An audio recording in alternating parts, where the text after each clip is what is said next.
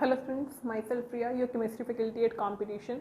So students, आज हम IOQC मतलब जो ओलंपियाड्स अपना होता है जिसका नाम अभी IOQC था, तो उसका जो फर्स्ट पार्ट होता है पार्ट 1, जिसे पहले NSEC बोला जाता था, उसको 2019-2020 वाला सेशन का जो पेपर था उसे सॉल्व करेंगे।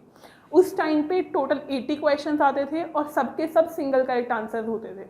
ओके, बट अभी पैटर्न चेंज हो गया है। अगर किसी को लास्ट 2 ईयर्स के सॉल्यूशंस देखने हैं तो वो भी हमारे चैनल कॉम्पिटिशन प्लस पे अवेलेबल हैं।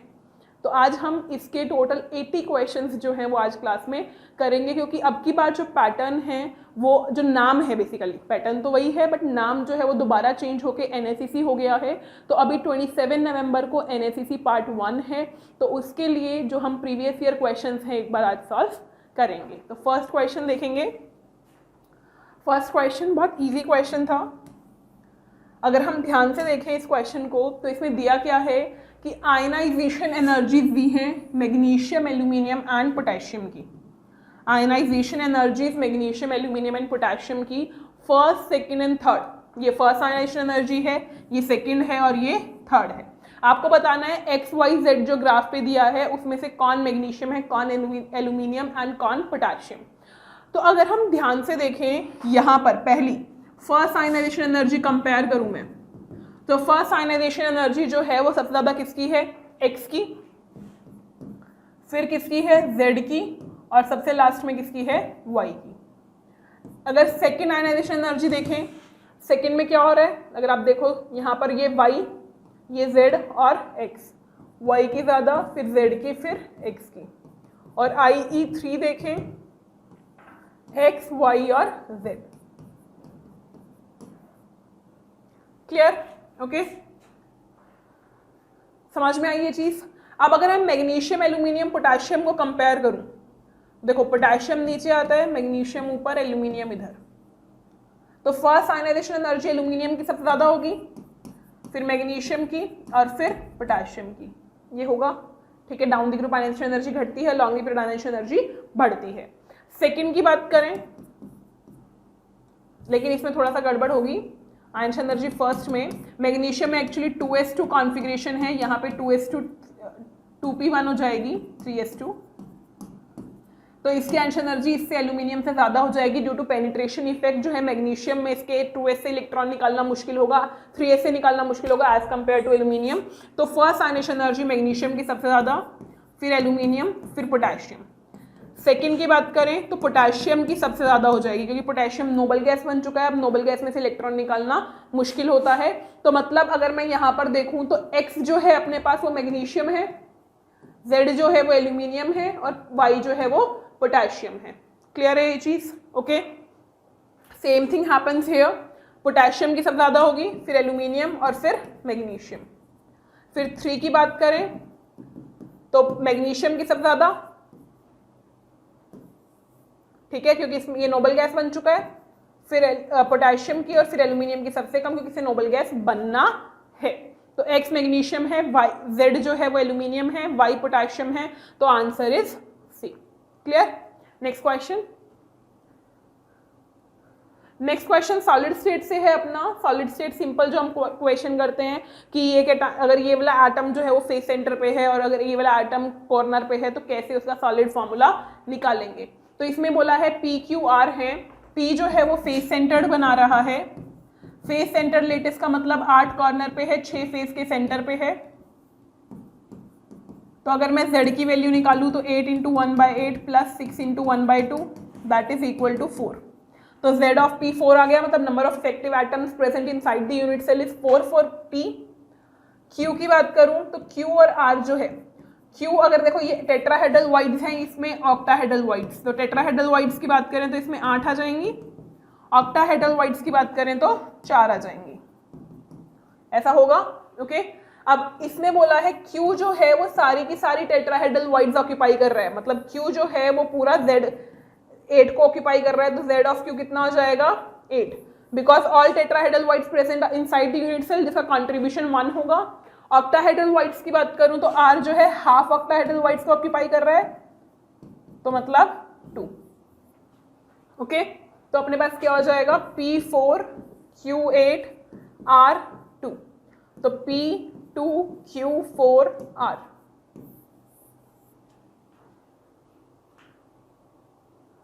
Answer is a. Next question,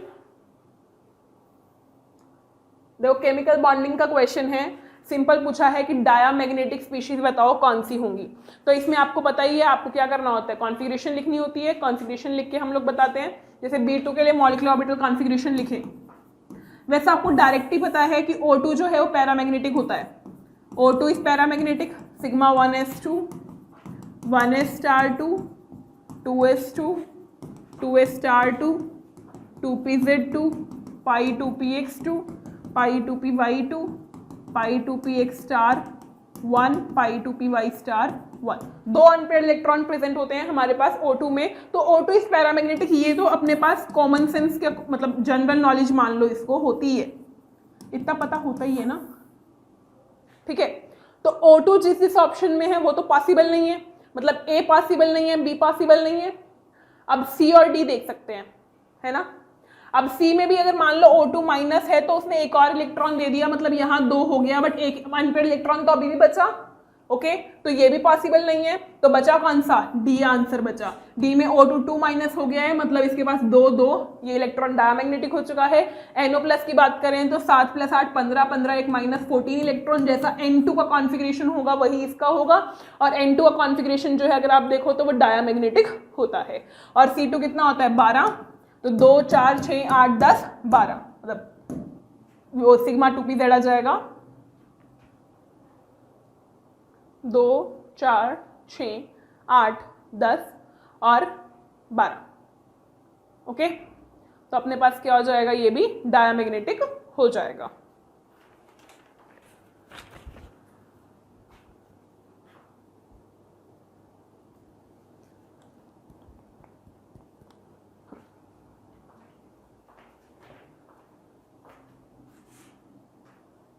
ये पैरामैग्नेटिक कैसे हो जाएगा C2, क्योंकि हमारे पास ये पाई वाले जो हैं ये इस साइड आ जाएंगे, तो 10 12 ये डायमैग्नेटिक हो जाएगा। Clear, okay.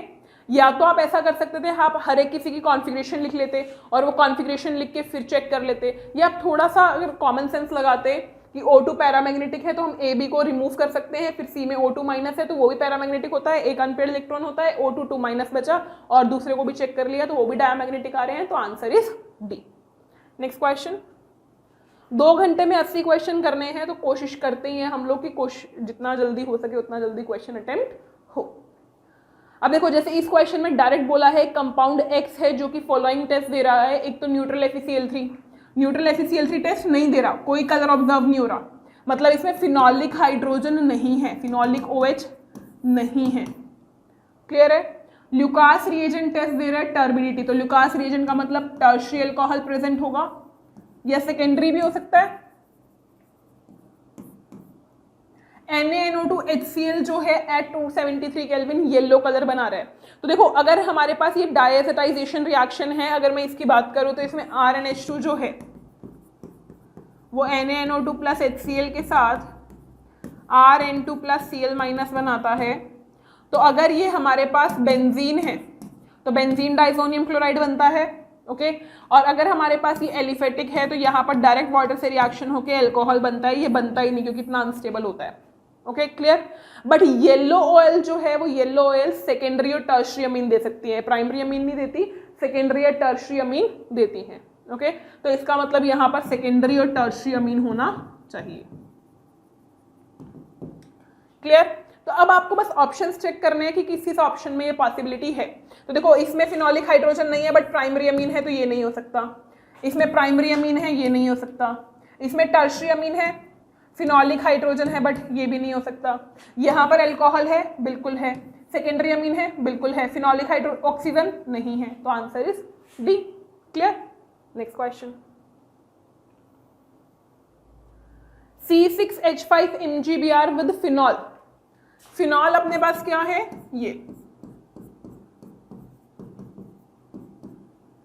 ये अपने पास ग्रिग्नार्ड रिएजेंट है। आज यू नो कि ग्रिग्नार्ड रिएजेंट जो है वो एक बेस की तरह भी काम करता है और as well as a nucleophile भी एक्ट करता है।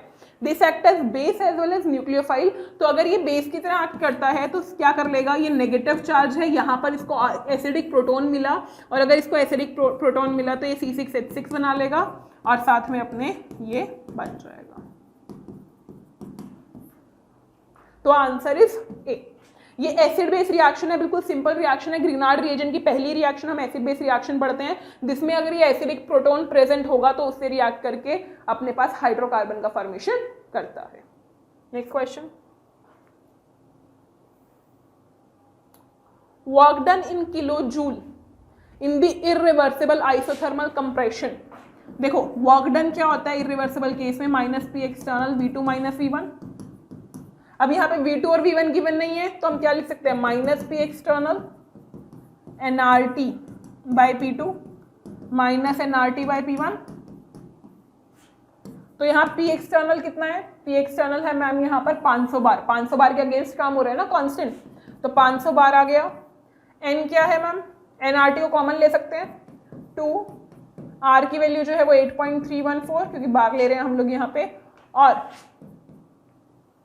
T की वैल्यू कितनी है 298 केल्विन। 1/P2 कितना है, 1 से 100 जा रहे हैं तो 1/100 - 1/1। सॉल्व करो इसको, सॉल्व करेंगे -1000 8.314 298, ये बचेगा अपने पास -99/100। माइनस से माइनस प्लस कैंसिल हो जाएगा क्योंकि अपने पास कंप्रेशन वाला वर्क डन है, तो कंप्रेशन के लिए अपने पास 2452 किलो जूल आ जाएगा। ठीक है, 2452 किलो जूल के अराउंड, ये जूल में आया है, इसको 1000 से डिवाइड कर देंगे, किलो जूल आ जाएगा। क्लियर है ये पॉइंट। नेक्स्ट क्वेश्चन देखो, सिंपल फॉर्मूला बेस्ड क्वेश्चन था। The power and wavelength emitted by a laser pointer commonly used in PowerPoint presentations are this. Number of photons emitted by this pointer during a presentation of 5 minutes. आप लोगों ने atomic structure में ऐसे बहुत सारे questions करे हैं और मेंस लेवल का ही क्वेश्चन है एक टाइप का ये। इसमें सिंपल आपको ये है कि अगर एक फोटोन की एनर्जी E0 है, total number of photons n है, तो टोटल एनर्जी जो है वो E प्रोड्यूस कर रहे हैं। ठीक है, तो टोटल एनर्जी हम कहाँ से निकाल सकते हैं, हमें पावर दिया है और टाइम दिया है। पावर अपने पास 1 मिलीवाट है तो इसको वाट में कन्वर्ट कर लिया। टाइम जो है 5 मिनट्स है, मिनट्स को सेकेंड्स में कन्वर्ट करेंगे, 5 × 60 दैट इज 300.3 जूल। क्लियर, इसको यहाँ पुट करो।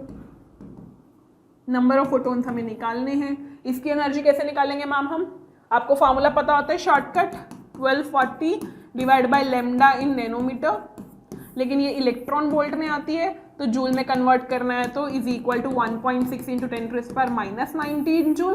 तो यहाँ पुट करेंगे 1240 डिवाइड बाय 670 1.6 × 10⁻⁻19 जूल। सॉल्व करो, सॉल्व करेंगे, ट्राई करो खुद से।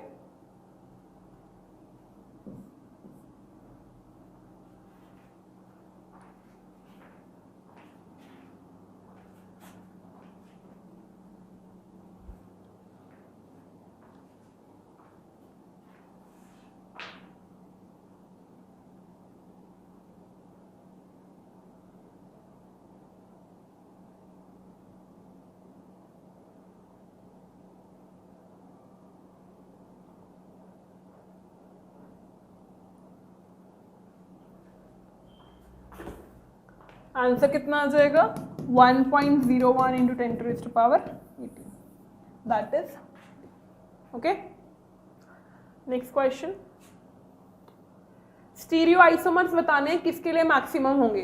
ठीक है, देखो ये वाला जो पेपर है इसका पैटर्न जो है वो मेंस लेवल तक का ही है, तो अगर मेंस के लिए बच्चे तैयारी कर रहे हैं तो इसको आराम से सॉल्व कर सकते हैं, कोई प्रॉब्लम नहीं होगी। जैसे जैसे अभी जैसे जैसे पैटर्न चेंज हुआ है तो थोड़ा सा लेवल भी हाई हुआ है। ठीक है, अगर मैं पार्ट 1 की बात करूँ तो उसमें मल्टीपल चॉइस क्वेश्चंस भी आने स्टार्ट हुए हैं और उनका थोड़ा सा लेवल अच्छा है, हाई है, मेन से ऊपर का लेवल है। बट जो ये वाला पेपर है इसमें आप मेंस के लिए अगर प्रैक्टिस कर रहे हैं तो ये पेपर सॉल्व कर सकते हैं।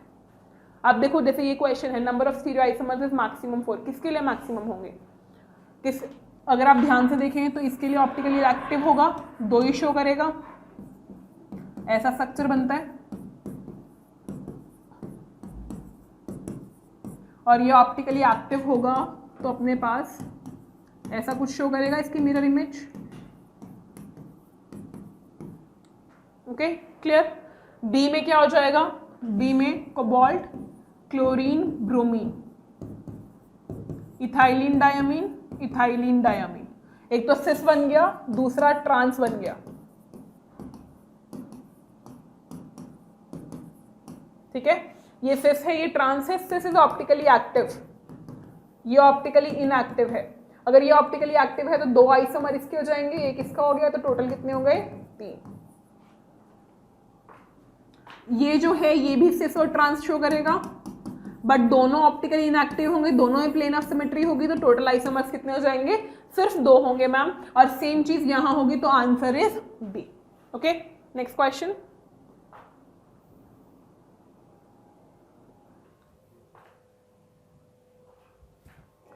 Let's see question number 10। इसमें क्या बोला है, which of the following is not correct about hydrides. Hydrides के बारे में क्या स्टेटमेंट सही नहीं है। Saline hydrides are stoichiometric. देखो सेलाइन हाइड्राइड्स क्या होते हैं, जो एस ब्लॉक के हाइड्राइड्स होते हैं दे आर सेलाइन हाइड्राइड्स, तो वो स्टोशियोमेट्रिक होते हैं, ये स्टेटमेंट सही है। मेटालिक हाइड्राइड्स नॉन स्टोशियोमेट्रिक होते हैं, ये स्टेटमेंट भी सही है। मेटालिक हाइड्राइड्स मतलब जो हम लोग डी ब्लॉक के ज़्यादातर बनते हैं ये हाइड्राइड्स, और इनमें छोटे छोटे जो एटम्स हैं वो जाकर जो है बैठ जाते हैं वॉइड्स में, इंटरस्टिशियस में, जैसे हम इंटरस्टिशियल हाइड्राइड्स भी बोलते हैं। फिर जो सेकेंड स्टेटमेंट है BeH2 इज मोनोमेरिक, ये स्टेटमेंट गलत है। BeH2 पॉलीमेरिक फॉर्म में भी करता है, डायमेरिक फॉर्म में भी करता है,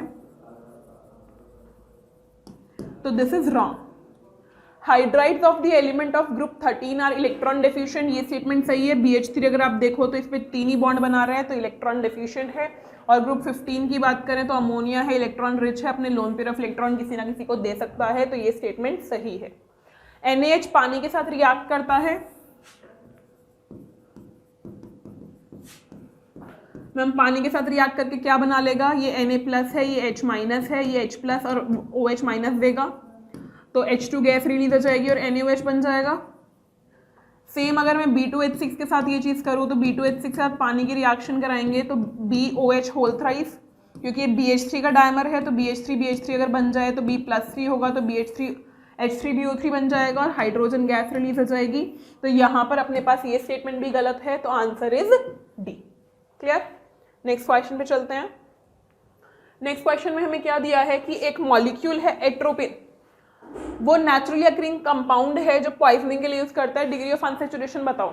डिग्री ऑफ अनसैचुरेशन हम 2 तरीके से निकाल सकते हैं, एक तो number of pi bonds plus ring calculate करके उससे बता सकते हैं, या फिर अगर मुझे मॉलिक्यूलर फार्मूला दिया है तो हमारे पास एक फार्मूला होता है डिग्री ऑफ अनसैचुरेशन का, number of carbon plus 1 minus number of hydrogen atom by 2 minus number of halogen atom divide by 2 plus number of nitrogen atom divide by. Clear है ये चीज। तो अगर नंबर ऑफ कार्बन आटम्स की बात करूँ तो 17, हाइड्रोजन की बात करूँ तो 23, ऑक्सीजन जो है वो लेना नहीं है, नाइट्रोजन क्या हो जाएगा हाफ, तो 18 minus 11 that is 7, answer is a. Next question. Next question में आपको दिया है कि हमारे पास X और Y 2 कंपाउंड बन रहे हैं, अगर हम इसमें H3O+ डालते हैं, ऑप्शंस अगर आप देखो तो बोला है हेमी एसिटल और एसिटल बन रहा होगा। तो देखो हो क्या रहा होगा, एसिडिक मीडियम में आपको पता है ये OH पॉजिटिव बना रहा होगा। अब इसके पास ये चांस है, इस OH के पास के इंट्रामोलिकुलर रिएक्शन करे, और जब ये इंट्रामोलिकुलर रिएक्शन करेगा ये कार्बन पे इस पे अटैक करेगा। अब ये कार्बन पे जाकर ऊपर से अटैक करेगा या नीचे से अटैक करेगा, दोनों तरफ से कर सकता है। तो हमारे पास क्या बनेगा 1 2 3 4 5 मेंबर रिंग बनेगी। मिथाइल एज इट इज है, एक बार मिथाइल की डायरेक्शन में OH आ जाएगा, दूसरा अपोजिट डायरेक्शन में आ जाएगा, तो एक Y है और एक X है, both are hemiacetals, both hemiacetals हैं। हेमी एसिटल कैसे पता चला, क्योंकि हेमी एसिटल पे एक OR होता है और एक OH होता है, तो इस कार्बन पे अगर आप देखो तो एक OH है और एक OR ग्रुप है, तो इसलिए हेमी एसिटल है। और क्योंकि आपस में दोनों के दोनों डायस्टीरियोमर्स हैं, both are diastereomers of each other, क्योंकि एक कार्बन की कॉन्फ़िगरेशन चेंज हो रही है, दूसरे कार्बन की कॉन्फ़िगरेशन चेंज नहीं हो रही, तो इसलिए अगर दोनों के दोनों हमारे पास क्या हैं, डायस्टीरियोमर्स हैं, तो इसका मतलब है दोनों की different physical and chemical properties रहेगी, तो answer is C. Next question, carbon carbon नया कहां बनेगा? तो देखो एल्डिहाइड को हमने डाइल्यूट NaOH डाला, एल्डिहाइड में अगर डाइल्यूट NaOH डालेंगे तो ऑफ कोर्स सी बात है एल्डोल कंडेंसेशन रिएक्शन होगी, और एल्डोल कंडेंसेशन जब रिएक्शन होती है तो हम करते क्या हैं, अगर मुझे डायरेक्ट प्रोडक्ट लिखना है ना, डायरेक्ट प्रोडक्ट लिखना है तो हमारे पास ये हो जाएगा, वाटर रिमूव हो जाएगा और C डबल बॉन्ड C का फॉर्मेशन होगा और ये बनेगा, ठीक है। तो यहाँ पे CC बॉन्ड तो नहीं बन रहा, CH3MgCl C2H5OH ग्रिग्नार्ड रिएजेंट है, बेस की रिएक्शन एसिड के साथ हो रही है, एसिड बेस रिएक्शन होगी, CH4 बनेगा, यहाँ भी सिंगल बॉन्ड C नहीं बन रहा। यहाँ बन सकता है CO2 है, न्यूक्लियोफिलिक सब्स्टिट्यूशन होगा, CH3 minus as a nucleophile act करेगा, जाकर इस पर अटैक करेगा टू फॉर्म CH3CO माइनस, और ये फिर H प्लस लेके CH3COH बना लेगा। So this will be your answer, third तो पक्का होगा। CH ट्रिपल बॉन्ड CH की बात करें, NaNH2 डालोगे तो एसिड बेस रिएक्शन होगी, सबसे पहले एसिड बेस रिएक्शन में क्या बनेगा, सॉल्ट बनेगा और अमोनिया गैस रिलीज हो जाएगी। अब जो ये बना है इस पे जाकर ये यहां से रिएक्ट करेगा, ये चला जाएगा, ये बनेगा, ठीक है। तो यहां भी बन रहा है, तो थर्ड और फोर्थ दोनों में बन रहा है, तो answer is D. Next question, देखो इजी सा क्वेश्चन है, आयन इक्विलिब्रियम का क्वेश्चन है, पीएच पूछी है आपसे। पीएच हम कैसे निकालते हैं, ये आपने बहुत सारे क्वेश्चन आयन इक्विलिब्रियम में किए होते हैं ऐसे ऐसे। इसमें बोला है कैल्शियम हाइड्रोक्साइड है, कैल्शियम हाइड्रोक्साइड जो है वो क्या बना लेगा, calcium 2 plus plus 2OH minus, इसको अगर मैं S मान लूँ, इसको 2S मान लूँ, तो KSP मेरे को गिवन है S इंटू 2S का whole square 4S cube, KSP 5.5 into 10 to इस पर माइनस 6, तो S cube is equal to 55 into 10 की पावर माइनस 7, ये 10 की power minus 6 divide by 4, okay. तो इसको सॉल्व करेंगे,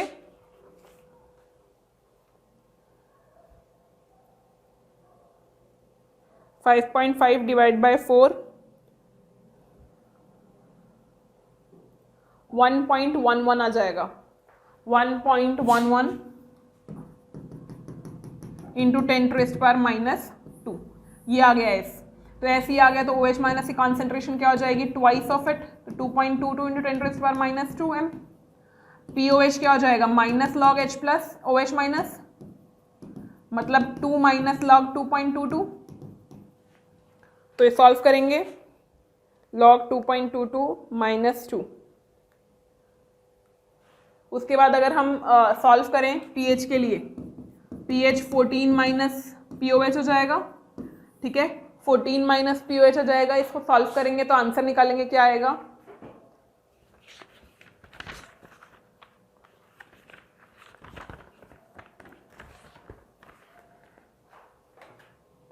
आंसर क्या आ जाएगा, डी आ जाएगा, ओके। नेक्स्ट क्वेश्चन, नेक्स्ट में क्या दिया है, एक इलेक्ट्रॉन प्रेजेंट है एक्साइटेड स्टेट में, थर्ड एक्साइटेड स्टेट में हाइड्रोजन एटम के, और वो फर्स्ट एक्साइटेड स्टेट में आ रहा है और फिर ग्राउंड स्टेट में आ रहा है। तो देखो हो क्या रहा है, हमारे पास थर्ड एक्साइटेड स्टेट मतलब n की वैल्यू 4 पे है, 4 से पहले फर्स्ट एक्साइटेड स्टेट पे आ रहा है 2 में, और फिर 2 से 1 में आ रहा है। उसने बोला है लैम्डा 1, यहाँ पर जो रिलीज हो रही है वो लैम्डा 1 रिलीज हो रही है, यहाँ पर जो है लैम्डा 2। आपको लैम्डा 1 और लैम्डा 2 का क्या बताना है, रिलेशन बताना है। तो देखो 1 by lambda 1 is equal to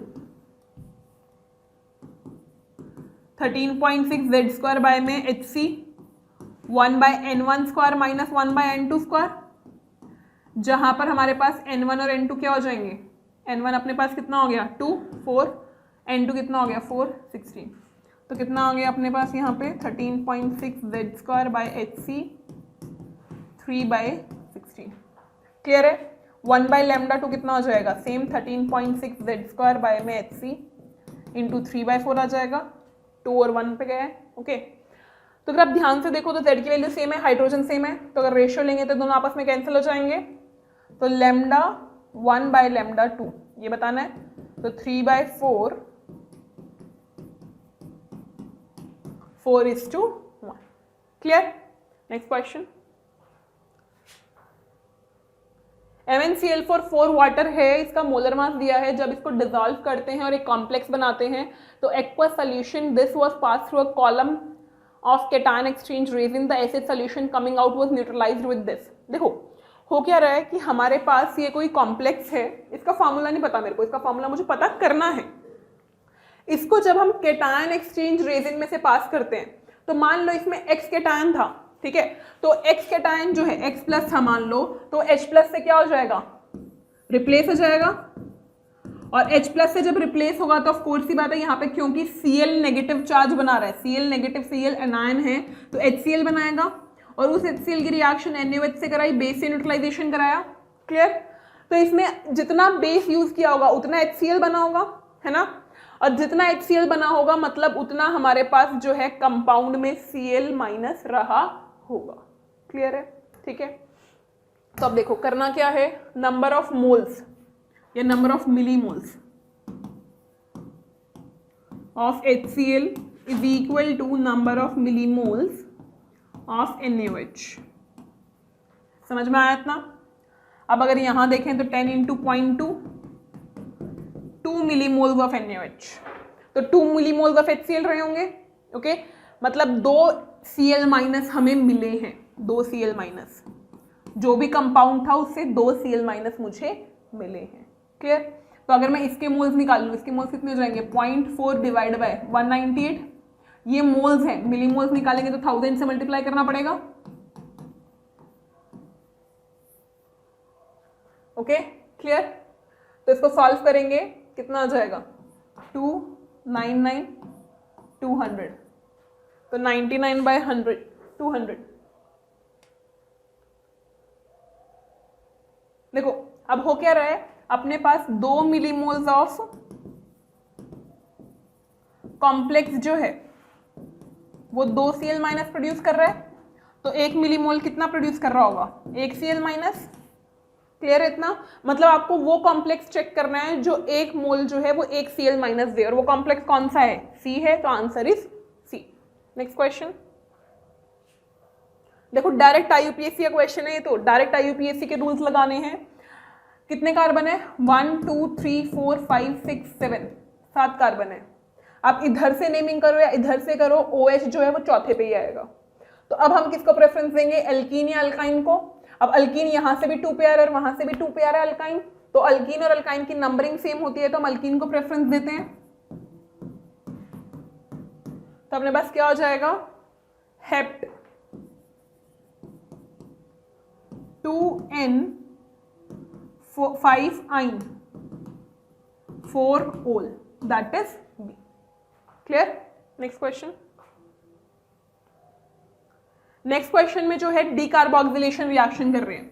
this is used for decarboxylation reaction, soda lime बोलते हैं इसे. This is used for decarboxylation reaction and this is known as soda lime, NaOH plus CaO. Okay, तो अब अगर मैं यहां पर देखूं तो ऑफ कोर्स ही बात है CO2 को रिमूव कर रहा होगा, और अगर CO2 को रिमूव कर रहा होगा तो यहाँ पर अपने पास बेंजीन NO2 बन जाएगा, और कुछ नहीं करता है, सिंपल CO2 रिमूव करता है. अगर ऐसा है तो थर्ड कंपाउंड बनेगा, answer is C. Percentage dissociation, alpha निकालना है in percentage. Aqueous acetic acid CH3COH का दिया है, कॉन्सेंट्रेशन दिया है 0.08, K दिया है 1.8 × 10⁻⁻5. डायरेक्ट सॉल्व करो, alpha is equal to √K/C होता है. डायरेक्ट फॉर्मूला पता है मेरे को, 8 × 10⁻², ठीक है, 2 9 10 -4, तो कितना बचेगा, 3/2 × 10⁻², 1.5 × 10⁻². ये अपने पास अल्फा है, बट मुझे परसेंटेज निकालना है. परसेंटेज निकालने के लिए 100 से मल्टीप्लाई करना पड़ेगा. ठीक है, तो अपने पास क्या हो जाएगा, 1.5 answer, that is B. Next question. बोला है कौन सी रिएक्शन में या कौन से प्रोसेस में जब वो फ्री स्पेस में कराया जाए तो एनर्जी एब्जॉर्ब होगी. सबसे पहला है कि separating N electron from electron. देखो इलेक्ट्रॉन तो इलेक्ट्रॉन से अपने आप सेपरेट हो जाएगा ना, रिपल्शन है. इलेक्ट्रॉन को इलेक्ट्रॉन से सेपरेट करने के लिए एनर्जी देने की थोड़ी ना जरूरत है. तो ये तो पॉसिबल नहीं है। इलेक्ट्रॉन को न्यूट्रल एटम से, अब मुझे एक न्यूट्रल एटम है उसमें से इलेक्ट्रॉन निकालना है तो एनर्जी देनी पड़ती है ना, which is known as ionization energy, तो बी इज सही। Separating a proton from proton जरूरत ही नहीं है, खुद से ही चला जाएगा, और प्रोटॉन से इलेक्ट्रॉन बिल्कुल, तो answer is B. Decay of radio isotopes follow first order kinetics. देखो हो क्या रहा है, यूरेनियम 238 है, वो काइनेटिक्स फॉलो कर रहा है अपनी फर्स्ट ऑर्डर। थोरियम में टूट रहा है, फर्स्ट हाफ लाइफ है ये, उसने 3 हाफ लाइफ के बाद बोला है, फिर सेकेंड हाफ लाइफ और बन रहा है, third half life.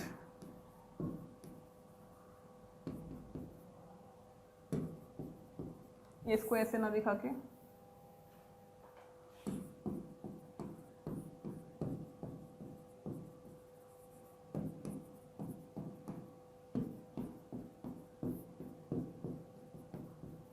Half life आपको पता ही है ना, जब हमारे पास कॉन्सेंट्रेशन ऑफ रिएक्टेंट हाफ हो जाए। पहले बोला है कि पहले मान लो अपने पास A0 कॉन्सेंट्रेशन है इनिशियली मेरे पास A0 कॉन्सेंट्रेशन है, ठीक है, A0 मोल्स हैं, नंबर ऑफ आइसोटोप्स हैं A0, ओके। अब उसने क्या किया, A0/2 बचा, तो कितना बना होगा A0/2, ओके। फिर ये जो A0/2 है ये आगे और टूटा, तो कितना बचा A0/4 बचा, A0/4 ना, इसका हाफ टूटा है, बना कितना A0/4। अब ये A0/4 जो था इसमें से और हाफ टूटा, A0/8 बचा, बना कितना A0/8। तो टोटल थोरियम कितना बना A0/2 A0/4 A0/8, तो कितना आ जाएगा 4A0 7 A0 में 8। क्लियर है ये पॉइंट, ठीक है। और यूरेनियम बचा कितना है, सिर्फ इतना बचा है अभी, वो यूरेनियम सिर्फ इतना बचा है और खर्च हो चुका है सारा का सारा। तो ratio of number of atoms निकालेंगे तो A0/8 8/7 A0 1/7 answer which is D. Clear. Next question, myoglobin, an oxygen storage protein, contains this much iron by mass. In each molecule of myoglobin, 1 ion of Fe is present. So molar mass of myoglobin is what? Easy maths, unitary method लगाना है, simple. अगर मेरे पास 0.34 ग्राम iron जो है वो 100 ग्राम compound में present है, तो 1 ग्राम आयरन कितने में होगा 100/0.34, और 56 ग्राम आयरन कितने में होगा इंटू 56। सॉल्व करो इसको। एक्चुअली एग्जैक्ट वैल्यू अगर यही लेके चलेंगे तो एग्जैक्ट आंसर आ जाएगा, अगर आप एग्जैक्ट लेके नहीं चलोगे तो एग्जैक्ट नहीं आएगी वैल्यू, और वैसे भी आसपास ही है वैल्यूज, तो एग्जैक्ट लेके चलेंगे, मतलब जो उसने लिख के दी है आयरन की। तो अपने पास 164250 आ जाएगा, 164250। आप एग्जैक्ट लेके चलो, 56 मत लेके चलो, 55.845 लेके चलो। Okay clear. Next question, next में आपको मेटलर्जी यूज करनी है। मेटलर्जी का जो डायग्राम है आपको पता होना चाहिए कि जो नीचे आता है डायग्राम में delta G versus mole of oxygen used, Ellingham diagram जो है, जो ग्राफ नीचे रहेगा वो ऊपर वाले को रिड्यूस कर सकता है। ओके तो जैसे कि अगर मैं मान लो, इसमें क्या बोला है, इसमें बोला है कि 600 केल्विन की बात करते हैं, दिस इज 600 केल्विन। तो 600 केल्विन के लिए अगर मैं बात करूं तो CO जो है वो नीचे है आयरन से, तो CO is a good reducing agent for iron oxide, FeO plus CO giving Fe plus CO2। Okay clear. Carbon नहीं होगा, कार्बन नहीं होगा। अब जब 600 से इस साइड चले गए तो CO ऊपर चला गया और कार्बन नीचे आ गया, तो अब आयरन के लिए कौन सही है, कार्बन, कार्बन रिड्यूस कर देगा। ठीक है क्लियर है। तो अब क्या क्या लिखा है कि FeO जो है बिलो 600 किससे रिड्यूस हो सकता है, CO से। अबव 600 अबव 1000 की बात करिए, हाँ अबव 1000 की भी सेम ही चीज हो जाएगी। अबव 1000 के लिए किससे रिड्यूस हो जाएगा? कार्बन से। तो सेकंड स्टेटमेंट सही है और थर्ड स्टेटमेंट सही है, which is a. Next question देखो, सिंपल है, ये 4 जो है आइसो इलेक्ट्रॉनिक स्पीशीज हैं। आइसो इलेक्ट्रॉनिक स्पीशीज के लिए आपको बताना है लार्जेस्ट रेडियस कौन सा होगा और स्मॉलेस्ट रेडियस कौन सा होगा। तो मैम हम कैसे बताएंगे? देखो आइसो इलेक्ट्रॉनिक स्पीशीज के लिए सीधा सा है, Z इफेक्टिव से बताओ। Z इफेक्टिव जिसका ज्यादा होगा उसका रेडियस ज्यादा होगा, ओके, फिर रेडियस कम होगा। और Z इफेक्टिव किसका ज्यादा होगा? जिसका Z/E ज्यादा होगा। Okay, clear? ठीक है ना। अब अगर मैं इसमें देखूं तो इसमें अगर आप ध्यान से देखो N3 minus F minus Na plus Mg2 plus,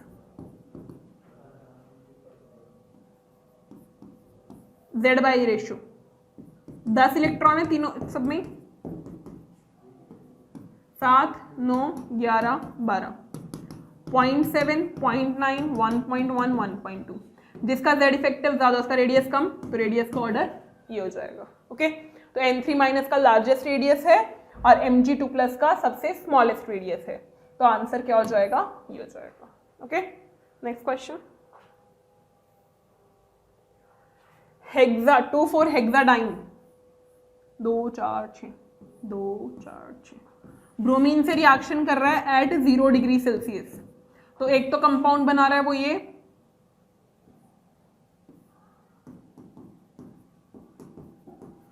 addition reaction show करेगा। कॉन्जुगेटेड डाइन है, कॉन्जुगेटेड डाइन क्या करेगी? एक बार तो ये प्रोडक्ट बना सकती है और दूसरा प्रोडक्ट क्या बन सकता है कि हमारे पास जो कार्बोकेटायन बना होगा उस पे रेजोनेंस हो जाए और इस पे आके ब्रोमीन अटैक करे। तो इस पे आके ब्रोमीन अटैक करेगा तो 1 2 3 4 5 6 हेग्स 2,5 डाइब्रोमो हेग्स 3 इन 2,5 डाइब्रोमो हेग्स 3 इन। नेक्स्ट क्वेश्चन देखो, सीधा सा क्वेश्चन है ये तो। CH2Cl2 है, एनहाइड्रोCl और बेंजीन है। तो CH2Cl ये कार्बोकेटायन का फॉर्मेशन होगा, ये कार्बोकेटायन बेंजीन पे जाके अटैक करेगा to form CH2Cl। Okay, clear? तो पहले फ्रिडल-क्राफ्ट एल्काइलेशन रिएक्शन हो गई, दोबारा अब ये AlCl3 से रिएक्ट करेगा, बेंजीन CH2 पॉजिटिव बनाएगा। अब ये कार्बोकेटायन बन चुका है बेंजाइल, जो कि दूसरी बेंजीन से जाकर रिएक्शन करेगा और हमारे पास this type of compound is form. So answer is D. Clear? Next question देखो, क्या दिया है आपको? सिंपल जो हम लोग को पढ़ते हैं ना फोटो इलेक्ट्रिक इफेक्ट, उसका क्वेश्चन दिया है। सीधा सा क्वेश्चन है कि हम एनर्जी इंसिडेंट फोटोन्स की 20% बढ़ा दें, काइनेटिक एनर्जी इतनी बढ़ गई तो वर्क फंक्शन क्या होगा? यूनिट फॉर्मूला क्या होता है? Energy is equal to work function plus kinetic energy. यही है फोटो इलेक्ट्रिक इफेक्ट इक्वेशन।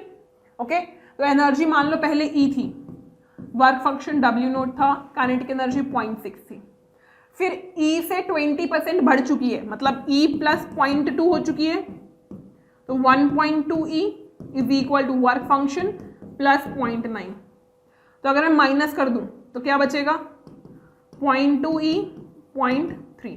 तो E की वैल्यू कितनी आ गई? 3/2 विच इज 1.5। इसको यहां पुट करो किसी भी एक इक्वेशन में and you will get the work function. क्योंकि मेटल सेम है तो वर्क फंक्शन क्या रहेगा? सेम रहेगा। वर्क फंक्शन चेंज नहीं होगा, तो answer is C. Okay, next question. Fe2+ जो है वो इलेक्ट्रॉन लेके Fe बना रहा है। पहले आपको ना डिसाइड करना पड़ेगा खुद से कौन ऑक्सीडेशन पोटेंशियल है, कौन सा रिडक्शन पोटेंशियल है। तो कैसे डिसाइड होगा? By this data. SRP data दिया है, SRP वैल्यू जिसकी ज्यादा होगी वो रिडक्शन शो करेगा, जिसकी कम होगी वो ऑक्सीडेशन। इसकी कम है तो ये ऑक्सीडेशन शो करेगा, नीचे वाले की ज्यादा है तो रिडक्शन शो करेगा। तो इसका E0 जो ऑक्सीडेशन पोटेंशियल है वो 0.44 हो जाएगा और इसका रिडक्शन पोटेंशियल जो है वो मैम 0.40 हो जाएगा। अरे आया समझ में? इतना तो कर ही सकते हो, इतना तो नॉर्मल ही है। ऑक्सीडेशन पोटेंशियल और रिडक्शन पोटेंशियल के बीच से बताना है। ओवरऑल रिएक्शन लिखेंगे, ओवरऑल रिएक्शन मैम इसकी हो जाएगी ये।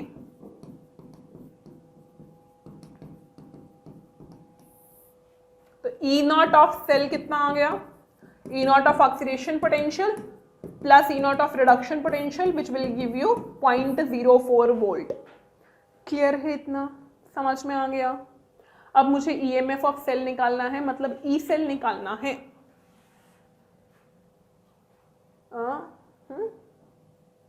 ओके, अब ई सेल तब निकालना है जब वो 0.1 m हो चुका है कैडमियम 2+।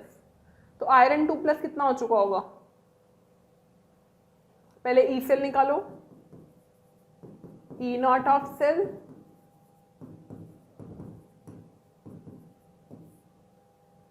.06 लेके चल लो बाय में 2 log concentration of Fe2+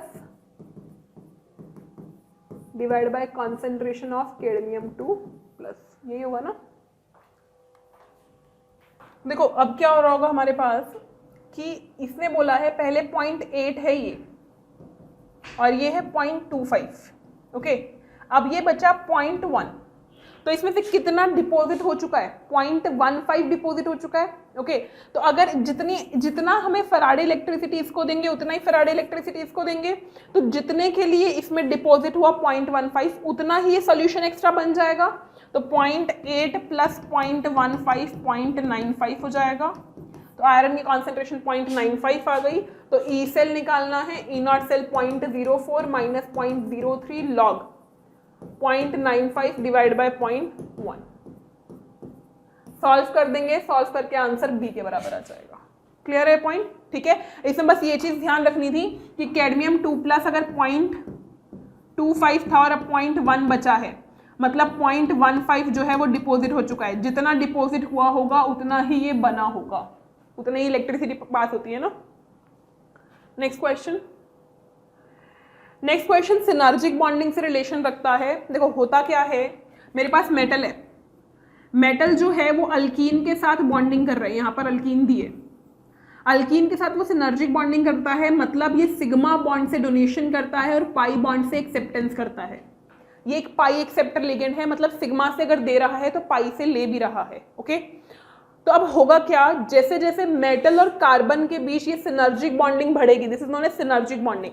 जैसे जैसे ये सिनर्जिक बॉन्डिंग बढ़ेगी वैसे वैसे मेटल का क्या होगा, मेटल कार्बन बॉन्ड स्ट्रांग बनेगा, मेटल कार्बन बॉन्ड स्ट्रांग बनेगा, बट कार्बन के साथ आर का बॉन्ड जो है वो वीक हो जाएगा, है ना, मतलब उसकी बॉन्ड लेंथ जो है बढ़ जाएगी, बॉन्ड स्ट्रेंथ कम हो जाएगी।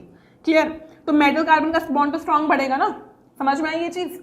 क्लियर है? अब हमसे ये पूछा है कि सीसी बॉन्ड लेंथ किसमें ज्यादा होगी। तो देखो अगर बॉन्ड स्ट्रांग बनेगा तो बॉन्ड लेंथ कम हो जाएगी, बॉन्ड स्ट्रेंथ बढ़ रही है तो बॉन्ड लेंथ कम हो जाएगी, मतलब मुझे इस सिनर्जिक बॉन्डिंग वीक करनी है ताकि बॉन्ड लेंथ बढ़े।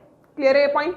मतलब मुझे मेटल और कार्बन के बॉन्ड के जो वीक लाना है, उसको वीक लाना है, मतलब उसकी पाई बॉन्डिंग डोनेशन टेंडेंसी कम करनी है। तो वो कैसे हो सकती है, अगर इसके पास खुद की इलेक्ट्रॉन डेंसिटी बहुत ज्यादा हो तो ये इससे पाई इलेक्ट्रॉन एक्सेप्ट नहीं करेगा। क्लियर है पॉइंट? ठीक है, तो अब आपके पास एक है C2H4, एक है C2F4, एक है C2CN4। आप खुद सोचो, F जो है वो कार्बन से इलेक्ट्रॉन खींच रहा है -m के थ्रू, -i के थ्रू, तो ये कार्बन पे इलेक्ट्रॉन कम कर रहा है, और कार्बन पे इलेक्ट्रॉन अगर कम होंगे तो कार्बन मेटल से इलेक्ट्रॉन लेगा, तो ये बॉन्ड यहाँ पर जो है मेटल कार्बन का ज्यादा बनेगा as compare to C2H4। Clear ये पॉइंट? ठीक है, अब इसकी बात करूँ तो Cn-m शो करता है, और ज्यादा अच्छा इफेक्ट है, और ज्यादा स्ट्रॉन्ग इफेक्ट है, जिसके कारण कार्बन पे और इलेक्ट्रॉन डेंसिटी कम होगी, और कार्बन पे अगर इलेक्ट्रॉन डेंसिटी कम होगी तो मैम यहाँ पर मेटल से इलेक्ट्रॉन इसको लेने ही पड़ेंगे, और मेटल से अगर ये इलेक्ट्रॉन लेगा तो मतलब यहाँ पर क्या हो जाएगा, सिनर्जिक बॉन्डिंग स्ट्रॉन्ग बनेगी, सिनर्जिक बॉन्डिंग स्ट्रॉन्ग बनेगी तो मेटल कार्बन बॉन्ड स्ट्रेंथ बढ़ेगी, बॉन्ड लेंथ कम हो जाएगी। तो आंसर क्या हो जाएगा, ये HFnCn A। Okay, next question, order of CFSC बताना है। देखो टेट्राहेड्रल की CFSE तो वैसे ही कम हो जाएगी क्योंकि delta O is greater than delta T, delta T is 4/9 delta O। Clear? Okay, तो सबसे लास्ट में तो यही आएगा, तो ये दोनों तो कैंसिल हो गए। अब मैं अगर A और D की बात करूं तो A और D में यहाँ पर कोबाल्ट +3 है और कोबाल्ट +2 है। अगर मेटल पे ऑक्सीडेशन स्टेट ज़्यादा होती है और लिगेंड अगर सेम है तो वो ज़्यादा स्प्लिटिंग करते हैं, जिसके कारण A जो है आंसर हो जाएगा। एसिमेट्रिक कार्बन बताने हैं, इजी है, डायरेक्ट गिनो, 1 2 3 4 5 6, बस कोई और पॉसिबिलिटी थोड़ी ना है। एसिमेट्रिक कार्बन चारों ग्रुप डिफरेंट होने चाहिए, 1 2 3 4 5 6। Okay, so here is your answer 6। Next question, आपको बताना है कौन कौन से कंपाउंड, अगर एसिड X है और उसकी रिएक्शन CO2 और वाटर निकल रहा है हीट करने पे, तो बताओ क्या होगा। देखो ये दिया है अपने को, क्या है, CH2 CH2 COH CH COH COH। जब आप हीट करते हो तो एक कार्बन पे 2 कार्बोक्सिलिक स्टेबल नहीं होते, तो यहाँ पे CO2 निकलेगा, डिकार्बोक्सिलेशन रिएक्शन होगी, तो डिकार्बोक्सिलेशन रिएक्शन होगी तो ये बनेगा। ओके, और फिर और पानी निकल जाएगा, एक और चीज, तो एनहाइड्राइड बनेगा, 6 मेंबर्ड एनहाइड्राइड बन जाएगा।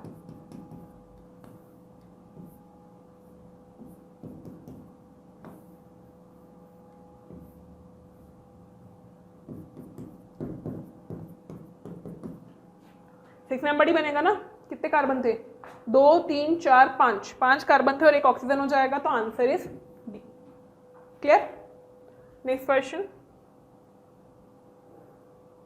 नंबर ऑफ प्रोडक्ट्स, अगर आप इथाइल साइक्लोहेक्सेन का मोनोक्लोरिनेशन करो, देखो कितना इजी क्वेश्चन है, स्ट्रक्चरल आइडेंटिफिकेशन में पढ़ते हैं, डायरेक्ट आंसर आएगा, number of different hydrogen atoms गिन लो, हाइड्रोजन आटम्स जहां डिफरेंट होंगे वहां क्लोरीन डिफरेंट बनेगा, 1 2 3 4 5 6, ओनली 6। ओके, ये जो है ये और ये सेम हो जाएगा, ये और ये सेम हो जाएगा।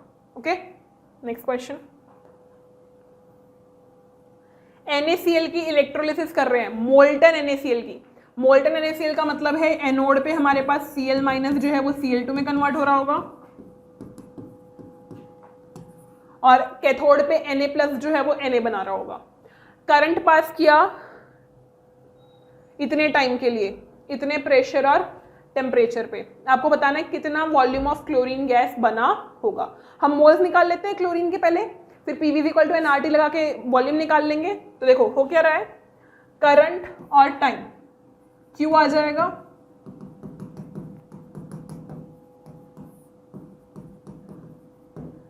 इतना फराडे इलेक्ट्रिसिटी पास किया। ओके, तो 2 फेरेडे से 1 मोल बन रहा है, तो 1 से कितना बनेगा, हाफ, तो इतने से कितना बनेगा, half into 3.5 into 35 into 60 divide by 96,500, तो इतने number of moles of chlorine बने होंगे। अब वॉल्यूम निकालना है, तो प्रेशर कितना है, 1 बार, वॉल्यूम, नंबर ऑफ मोल्स कितने हैं,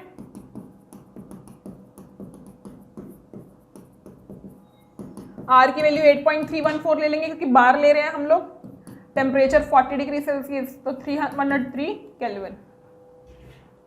सॉल्व करो इसको, यहाँ पर ये बार में है ना, 0.0821 ले सकता है, ठीक है, ताकि लीटर में आ जाए, ये लीटर में आ जाए, तो वॉल्यूम जो है 0.98 लीटर आएगा, तो answer is okay. Next question,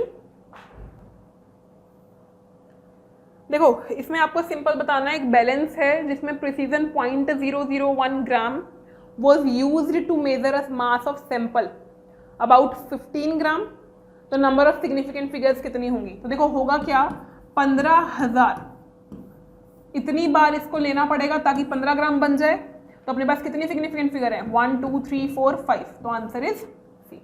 clear? Next question, आपको बताना है कौन सा कंपाउंड जो है पेयर वो स्टेबल होगा, देखो FeCl3 जो है SnCl2 से रिएक्ट करेगा, तो this is a good reducing agent. तो ये क्या करेगा, Fe को +2 में कन्वर्ट कर देगा और खुद +4 में चला जाएगा, तो ये एग्जिस्ट नहीं करेगा, साथ में स्टेबल नहीं है, रिएक्शन शो करेगा, तो दिस इज नॉट स्टेबल।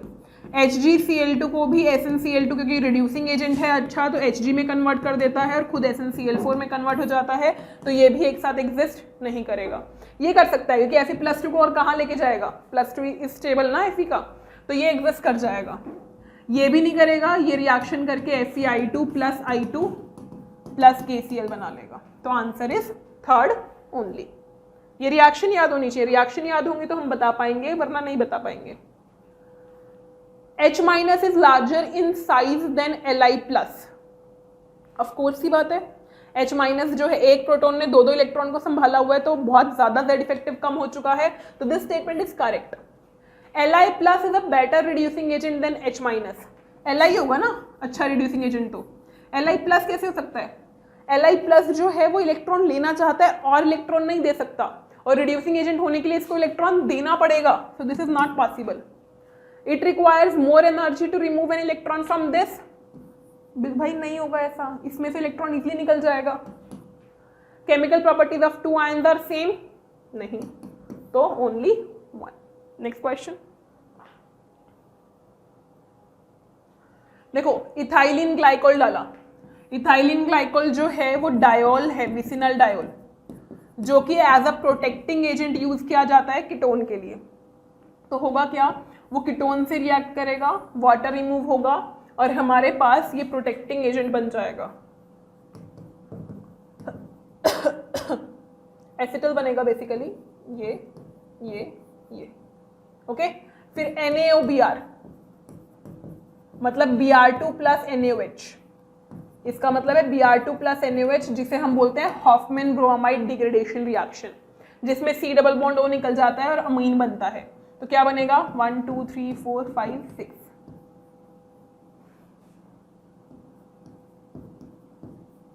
ठीक है 1 2 3 4 5 6, और यहाँ पर NH2 आ जाएगा, इस 6 वाले कार्बन पे 7वां कार्बन जा चुका है, ओके। अब दोबारा H3O+ डालोगे, दोबारा ये एसिटल से क्या बना लेगा, यहाँ पे डबल बॉन्ड O बना लेगा, और ये जब बनाएगा तो ये NH2 जो है इस पे न्यूक्लियोफिलिक सब्स्टिट्यूशन रिएक्शन शो कर सकता है, वाटर चला जाएगा निकल के, तो 1 2 3 4 5 और छठा नाइट्रोजन, ऐसा बन जाएगा। So answer is C. Next question बोला है सोडियम लोराइल सल्फेट जो है वो वाटर सरफेस पे एब्जॉर्ब हो रहा है, number of molecules of this sulphate can be absorbed on the surface of spherical water droplet of diameter, effective area of 1 molecule. देखो मुझे एक मॉलिक्यूल का एरिया पता है, इसको मीटर में कन्वर्ट कर लो, इतना एरिया आ गया एक मॉलिक्यूल का। टोटल एरिया मैं यहां से निकाल सकती हूं 4/3 πr³ करके,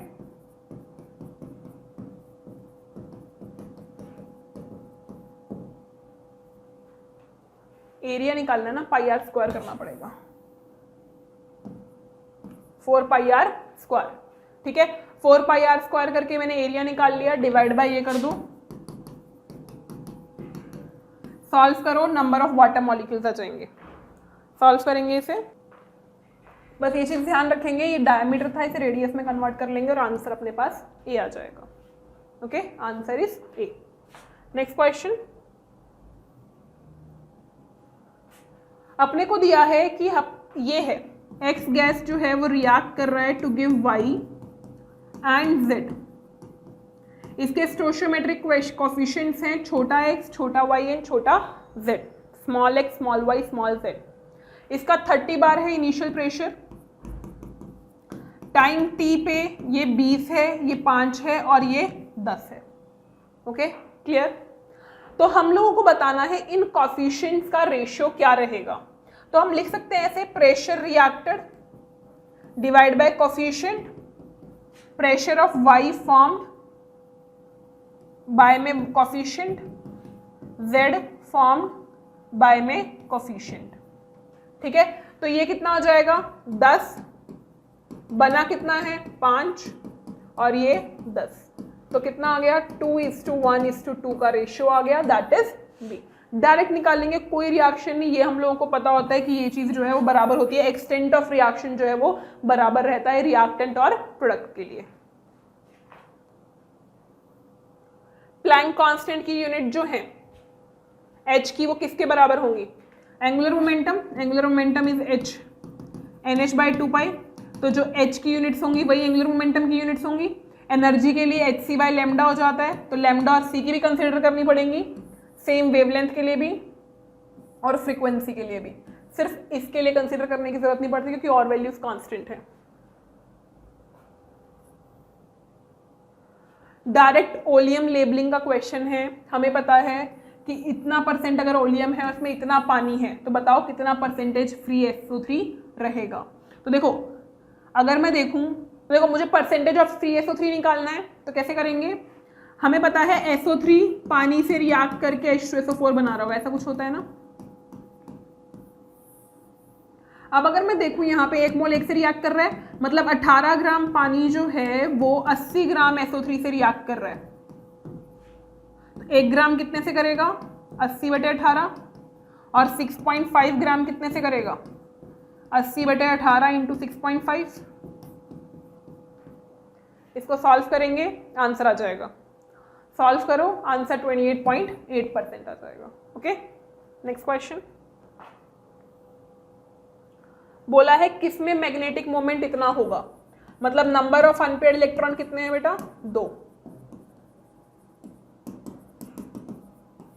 ऐसा होगा, ठीक है। अब देखो यहां पर जो ये है CO वो स्ट्रॉन्ग फील्ड लिगेंड है, निकल 0 ऑक्सीडेशन स्टेट में है, तो इसकी कन्वर्टेड D10 कॉन्फ़िगरेशन होगी जिसके कारण इसकी sp3 हाइब्रिडाइजेशन होगी। टेट्राहेड्रल होगा, 0 अनपेयर्ड इलेक्ट्रॉन होंगे, तो ये तो होगा ही नहीं। निकल +2 में होगा, D8 कॉन्फ़िगरेशन होगी। Cl जो है वो वीक फील्ड लिगेंड है जिसके कारण ये 2 अनपेयर्ड इलेक्ट्रॉन रहेंगे, पेयरिंग नहीं होगी, sp3 हाइब्रिडाइजेशन होगी, टेट्राहेड्रल होगा, तो इसके पास ये स्पिन मैग्नेटिक मोमेंट रहेगा। यहां पर भी नहीं होगा, D8 है, नहीं होगा यहां भी, ये वीक फील्ड लिगेंड है तो पेयरिंग नहीं होगी इनकी, तो 2 अनपेयर्ड इलेक्ट्रॉन रहेंगे, तो इसमें भी रहेगा। ये स्ट्रॉन्ग फील्ड है तो ये पेयरिंग करा देगा, तो 0 अनपेयर्ड इलेक्ट्रॉन हो जाएगा, तो answer is second and third which is C. देखो C3O2 सब ऑक्साइड जो है हम लोग केमिस्ट्री अपने केमिकल बॉन्डिंग में भी देखते हैं, स्ट्रक्चर होता है इसका, और पी ब्लॉक में भी आता है अपने।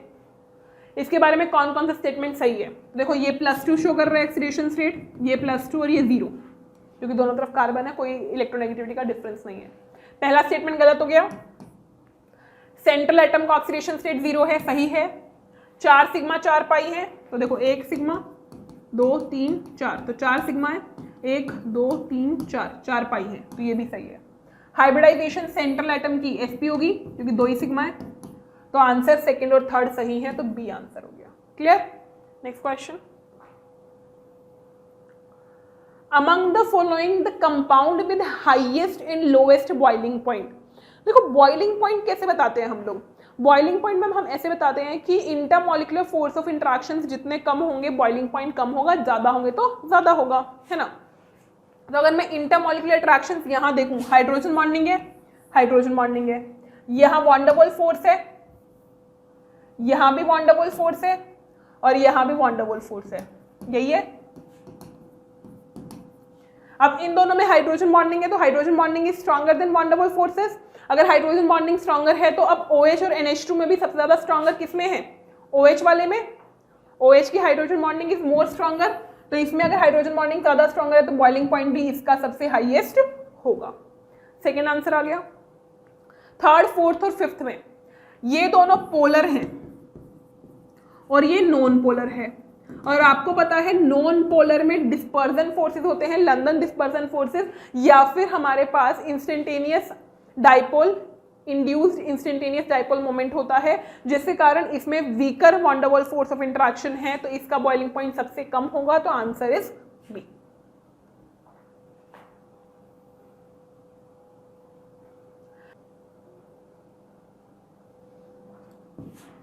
देखो अपने पास क्या रहा होगा, ये रहा होगा, ये रहा होगा। देखो रेडिकल बना होगा सबसे पहले इसमें, है ना, ओके क्लियर। अब ये रेडिकल क्या करेगा, इसके साथ बॉन्ड बना लेगा ऐसे, और ये रेडिकल जो है आगे बॉन्ड बनाना स्टार्ट कर देगा, ये आगे बनाना स्टार्ट कर देगा, तो CH2 CCl Cl CH2 CCl और ये N, तो answer is D. Next question, देखो K दिया है दोनों का, तो आपको पूछा है कौन स्ट्रॉन्गर है कौन वीकर। जिसका K ज़्यादा होता है वो स्ट्रॉन्गर होता है, तो HSO3 minus is stronger acid than HPO4 2 minus, okay. और जो स्ट्रॉन्गर होगा उसका जो कॉन्जुगेट बेस बनेगा वो वीकर होगा, तो ये वीकर होगा एज कंपेयर टू दिस। तो क्या बोला है, HPO4 minus is weaker acid, तो ये दोनों स्टेटमेंट गलत हो गई। फिर PO4 3 minus is a stronger base than this, तो C statement is correct. Next question, next वाला रिमूव करा दिया गया था क्वेश्चन। हाँ जी, इस क्वेश्चन में क्या दिया है, frozen sea water melts at lower temperature than pure ice. Sea water में क्योंकि आयंस प्रेजेंट हैं, और अगर हमारे पास सॉल्यूट डाल देते हैं, इम्प्योरिटी डाल देते हैं, तो जो सॉल्वेंट है उसका मेल्टिंग फ्रीजिंग पॉइंट कम हो जाता है, डिप्रेशन फ्रीजिंग पॉइंट आता है, तो ये स्टेटमेंट सही है। और बॉइलिंग पॉइंट एलिवेट हो जाता है, ये हमें पता है ना, elevation in boiling point and depression freezing point, ये दोनों स्टेटमेंट गलत हो जाएंगे, तो आंसर इज 1 and 2। एक लोन पेयर ऑफ इलेक्ट्रॉन, देखो ClF3 का स्ट्रक्चर बनाओ, इजी है, केमिकल बॉन्डिंग से पढ़ते ही है, 2 लोन पेयर है, I3 माइनस का बनाओ, 3 लोन पेयर आ जाएंगे। अरे भाई ये तो करते ही हैं हम लोग केमिकल बॉन्डिंग में।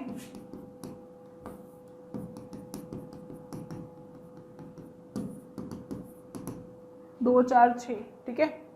और SF4 में सिर्फ यही है जिसमें एक लोन पेयर रहेगा,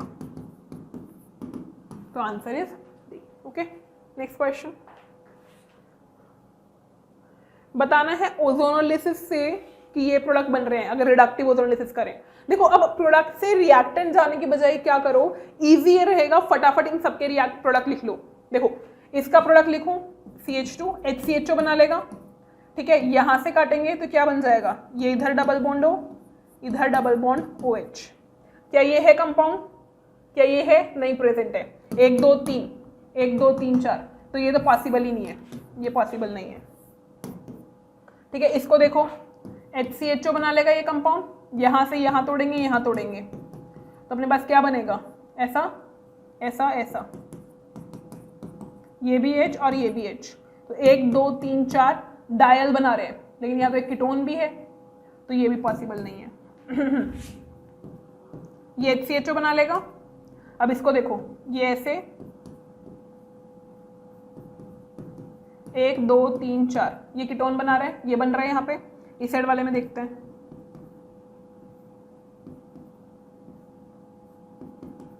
तो ये भी अपने पास ये बन रहा है, तो answer is C, okay, answer is C. Next question, structure that represents the intermediate formation in bromination of toluene. देखो टॉलुइन जब बन रहा होगा ना, टॉलुइन से ब्रोमिनेशन हो रहा होगा, तो होगा क्या कि ये वाला अपने पास बॉन्ड टूटेगा, पैरा वाला भी तोड़ सकते हैं, पैरा वाला तोड़ लो, पैरा पे ज़्यादा स्टेबल बनेगा, ये वाला टूटेगा और क्या बनेगा, CH3 ब्रोमीन यहाँ पर और पॉजिटिव चार्ज यहाँ पर, ओके क्लियर, ठीक है। तो this is your stable intermediate which is C. Next question, देखो कॉन्सेंट्रेट H2SO4 एक्सेस में डाल रहे हैं, तो इस OH के भी पैरा पोजीशन पे और इस OH के भी पैरा पोजीशन पे SO3H लग जाएगा, तो यहाँ SO3H और यहाँ SO3H, यहाँ नहीं लग पाएगा, क्यों, क्योंकि स्टेरिक हिंड्रेंस बहुत ज़्यादा हो जाएगा, तो वो वहाँ पर स्टेबल नहीं होगा। अब HNO3 कॉन्सेंट्रेट HNO3 H2SO4 डालोगे तो नाइट्रेशन रिएक्शन होगी, नाइट्रेशन रिएक्शन जो है अब कहीं और पॉसिबल है ही नहीं ना, OH के पैरा पोजीशन दोनों की फिल्ड है, तो अब पॉसिबल ही यहाँ पे NO2 का आना, ठीक है।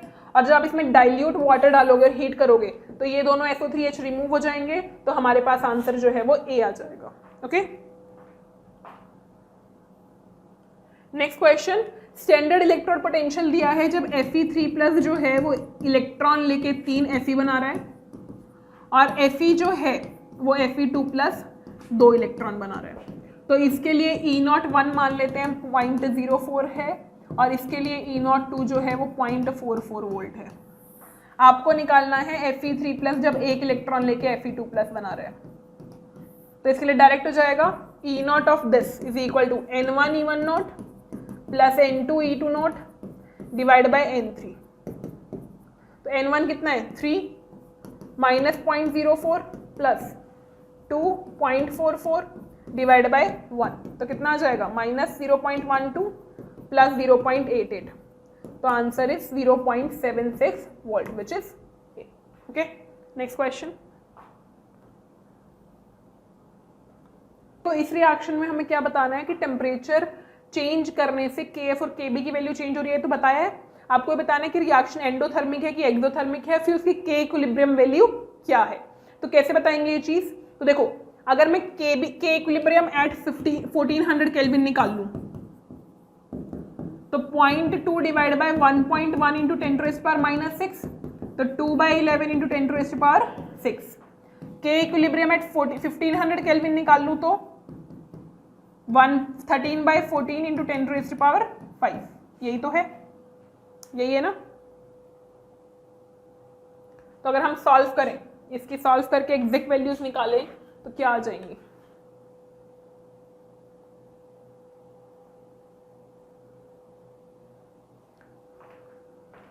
वन 1.81 इंटू 10⁻5,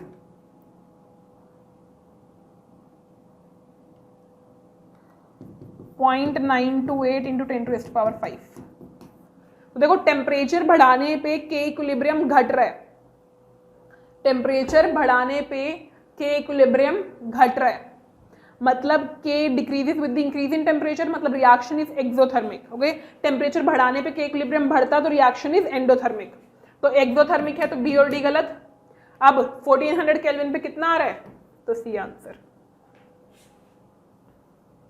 देखो, ये तो सीधा सा है, एक क्रिस्टल दिया है, पूछा है शॉर्टकिट इफेक्ट है कि फ्रेंकल डिफेक्ट है। तो इक्वल नंबर ऑफ कैटायन और एनायन मिस होते हैं तो शॉर्टकिट इफेक्ट होता है। तो देखो, यहाँ S- आना था, यहाँ R- आना था, S+ आना था, R- आना था, 2 R- मिस है, 2 S+ मिस है, तो मतलब equal number of cation and anion are missing, तो आंसर इज बी। हमसे पूछा है कि P एटम की हाइब्रिडाइजेशन क्या होगी सॉलिड में, PCl4+। अगर आप इसका स्टेरिक नंबर निकालो तो स्टेरिक नंबर आएगा 4, 5 + 4 - 1 डिवाइड बाय 2, 4 आएगा। 4 का मतलब है हाइब्रिडाइजेशन sp3 रहेगी। ओके, अगर मैं इसकी बात करूं PCl6- की,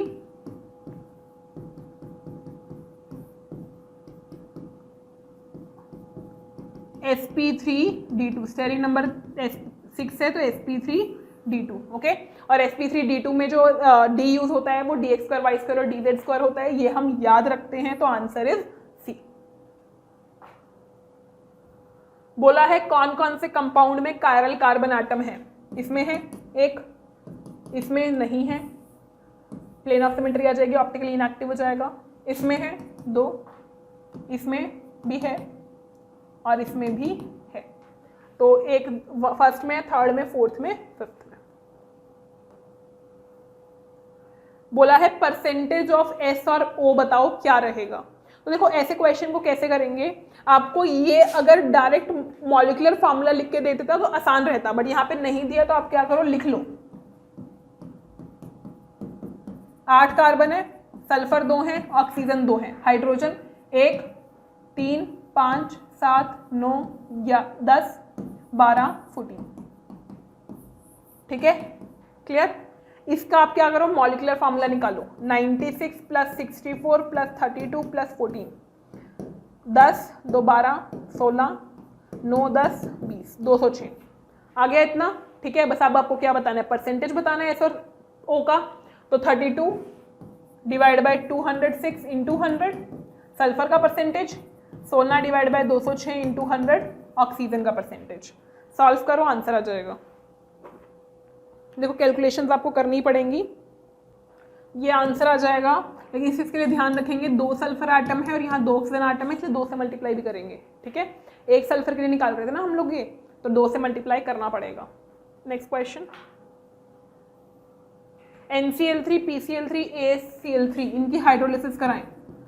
NCl3 की हाइड्रोलिसिस होगी नहीं, PCl3 की हाइड्रोलिसिस कराएंगे तो H3PO3 बनेगा और HCl बनेगा। तो 2 टाइप के एसिड बन रहे हैं, सही है। इसकी हाइड्रोलिसिस कराएंगे H3ASO3 बनेगा और HCl बनेगा, तो ये भी 2 एसिड बना रहा है, तो answer is D. Okay, next question,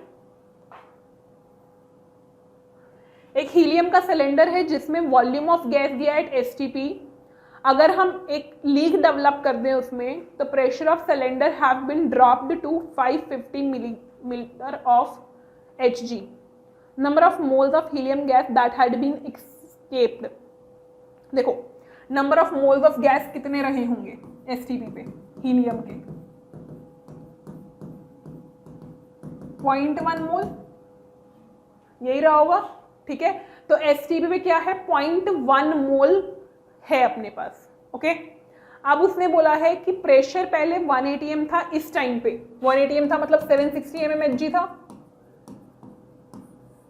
अब जो है प्रेशर डिक्रीज हो चुका है टू दी 550 mm। तो देखो अब अगर हमारे पास मैं देखूं कितना ड्रॉप आया है, कितना ड्रॉप आया है हमारे पास, 0, 1, 2, 210 mm का ड्रॉप आया है ना इतना, ठीक है।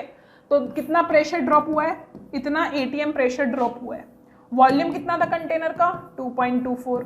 मोल्स ऑफ हीलियम जो एस्केप हुए होंगे इंटू आर 0.0821 इंटू टी 273, ये 22.4 के बराबर होता है। तो इसको सॉल्व करेंगे तो कितना आ जाएगा, 0.1 10 ना, ठीक है। ये इससे कैंसिल, तो number of moles of helium जो कि एस्केप हो चुके हैं 210 डिवाइड बाय 76, ठीक है। इसे सॉल्व करेंगे 210 डिवाइड बाय 76 जो कि अपने पास क्या हो चुके हैं, एस्केप हो चुके हैं। इसमें कुछ गड़बड़ हुई होगी, तो नंबर ऑफ हीलियम एस्केप क्या आ जाएंगे, 0.028 आ जाएंगे। डायरेक्ट अगर हम सॉल्व करेंगे, ठीक है, तो answer is 0.028। Okay,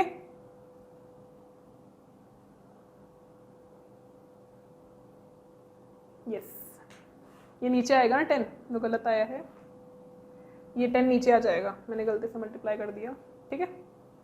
next question, HNO3 का एनहाइड्राइड क्या होगा। एनहाइड्राइड का मतलब HNO3 में से पानी निकालना है, 2 वाटर मॉलिक्यूल हैं उसमें से वाटर रिमूव कर दिया, N2O5 बचेगा। 2 HNO3 के मॉलिक्यूल हैं उसमें से वाटर रिमूव कर दिया, तो हमारे पास N2O5 बचेगा, तो answer is D. Next question है, CuSO4 में अमोनिया डाला। सबको पता है ये रिएक्शन, तो कॉपर अमोनिया कॉम्प्लेक्स बनेगा। Fe+3 में अमोनिया डाला, फेरिक हाइड्रोक्साइड बनता है, क्वालिटेटिव एनालिसिस में भी पढ़ते हैं हम ये रिएक्शन, ब्राउन प्रेसिपिटेट बनेगा। और अगर निकल में डालेंगे तो निकल का कॉम्प्लेक्स बन जाएगा। ये रिएक्शन याद होनी चाहिए, तभी बता सकते हैं। तो क्या सब में प्रेसिपिटेट बन रहा है, नहीं। क्या अमोनिया जो है वो बेस की तरह भी एक्ट कर रहा है और लिगेंड की तरह भी एक्ट कर रहा है, बिल्कुल। अगर आप यहाँ देखो तो ये लिगेंड की तरह भी एक्ट कर रहा है और डोनेशन भी कर रहा है, और यहाँ भी सेम हो रहा है, तो answer second is correct. Soluble complex बनेगा अमोनिया और मेटल का, बिल्कुल बन रहा है, कॉम्प्लेक्स फॉर्मेशन हो रहा है। एक प्रेसिपिटेट बनेगा F2 में, सही है, तो आंसर इज डी। कितना मास NaCl में डिसॉल्व होगा ताकि वेपर प्रेशर रिड्यूस हो जाए, इतना। तो आपको relative lowering in vapour pressure लगाना है, P0 minus PS divide by PS is equal to number of moles of NaCl divide by number of moles of water into iota which is van't Hoff factor. Okay, तो देखो यहाँ पर जो P0 है वो pure water का pressure है, vapour pressure है, and PS is the pressure of the solution when NaCl has been added to it. Okay, and why we are taking I is van't Hoff factor, ये इसीलिए लिया है क्योंकि यहाँ पे NaCl जो है वो डिसोसिएशन शो करता है। NaCl अगर नॉन इलेक्ट्रोलाइट होता तो हमें I लेने की जरूरत नहीं थी। ओके, तो आंसर क्या हो जाएगा, P0 कितना हो जाएगा, P0 अगर मान लो मेरे पास 100 है, तो PS 10% कम हो गया तो 90 बचा होगा, है ना। तो ऊपर 10 divide by 90, I is 2 because NaCl is dissociating to give Na plus and Cl minus which means 2 ions. Okay, number of moles of NaCl क्या हो जाएगा, weight of NaCl divide by molar mass of NaCl, this is 18 divide by 100। तो W जब solve करोगे तो 17.54 ग्राम आएगा। अगर आप 2 नहीं लोगे तो आंसर A आएगा 36.11। तो उसने दोनों आंसर दिए। अब बच्चे कंफ्यूज होंगे, बच्चे आ ही नहीं लेंगे तो आंसर A लगा के आएंगे, बट आंसर है क्या, B। अब इसमें बोला है कि 2 टाइप के बड़े बड़े कंपाउंड दे दिए हैं, नॉर्थेन ड्रॉन नोबेस्ट्रॉन, ठीक है। अब पूछा है कौन सा रिएजेंट यूज होगा इन दोनों को डिस्टिंग्विश करने में। तो अगर आप ध्यान से देखो तो यहाँ पर फिनोलिक OH है और यहाँ एल्कोहलिक OH है। फिनोलिक OH जो है वो NaOH से रिएक्ट करता है, एल्कोहलिक OH जो है वो NaOH से रिएक्ट नहीं करता। क्लियर है ये पॉइंट, ठीक है। NaHCO3 दोनों से रिएक्ट नहीं करेगा, NaNH2 दोनों से रिएक्ट कर जाएगा क्योंकि ट्रिपल बॉन्ड है, और HCl भी ट्रिपल बॉन्ड की वजह से दोनों से रिएक्ट कर जाएगा। तो सिर्फ NaOH है जो इससे रिएक्ट नहीं करेगा और इससे कर जाएगा, तो आंसर इज सिर्फ NaOH।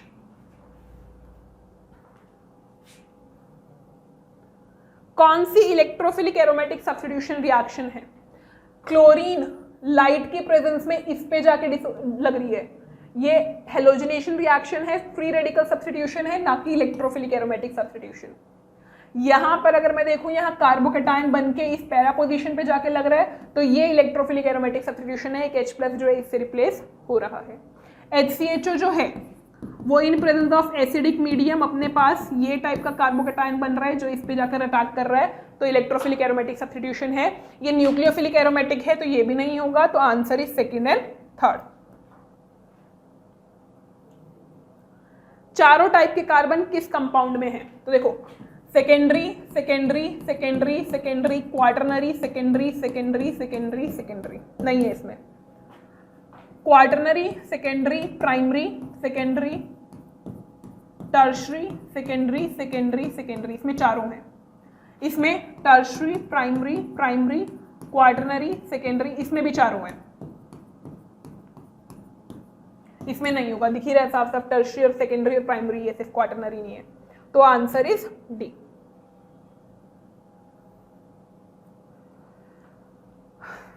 नॉर्मल बॉइलिंग पॉइंट दिया और डेल्टा H वेपराइजेशन दिया है।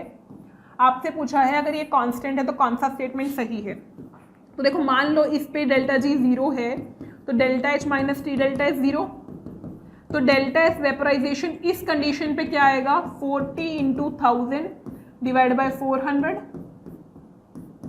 100 जूल पर मोल पर केल्विन, यही आएगा। लेकिन ये कब है, जब हमारे पास 400 केल्विन टेम्परेचर है और 1 एटमॉस्फेरिक प्रेशर है, क्योंकि बॉइलिंग पॉइंट के लिए 1 एटमॉस्फेरिक प्रेशर होना जरूरी होता है। अब अगर प्रेशर देखो ये कंडीशन खत्म हो गई क्योंकि 180 एम पे तो ये होगा ही नहीं, 180 एम पे ये कंडीशन भी खत्म हो गई क्योंकि इसने किलो जूल दे दिया। ओके, अब अगर मैं एटमॉस्फेरिक प्रेशर से प्रेशर कम कर दूं, तो अगर एटमॉस्फेरिक प्रेशर से प्रेशर कम करते हैं तो बॉइलिंग पॉइंट कम हो जाएगा, बॉइलिंग पॉइंट कम हो जाएगा, ठीक है। और अगर बॉइलिंग पॉइंट कम होगा, अगर बॉइलिंग पॉइंट कम होगा तो डेल्टा एस वेपराइजेशन की वैल्यू क्या आएगी, ज्यादा आएगी इससे, तो आंसर क्या हो जाएगा 100 से ज्यादा। ये स्टेटमेंट सही है। अगर एक्सटर्नल प्रेशर ज्यादा है, अगर एक्सटर्नल प्रेशर ज्यादा है तो बॉइलिंग पॉइंट जो है वो कम हो जाएगा, सॉरी बॉइलिंग पॉइंट बढ़ जाएगा, बॉइलिंग पॉइंट बढ़ेगा तो डेल्टा वेपराइजेशन कम आएगा, तो ये भी सही है, तो आंसर इज सी।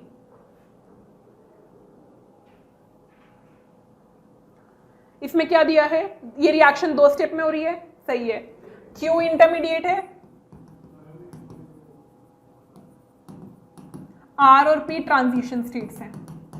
ओके, तो पहला स्टेटमेंट गलत है, आर इंटरमीडिएट बोला हुआ है। दूसरा, ये रिएक्शन एक्सोथर्मिक है।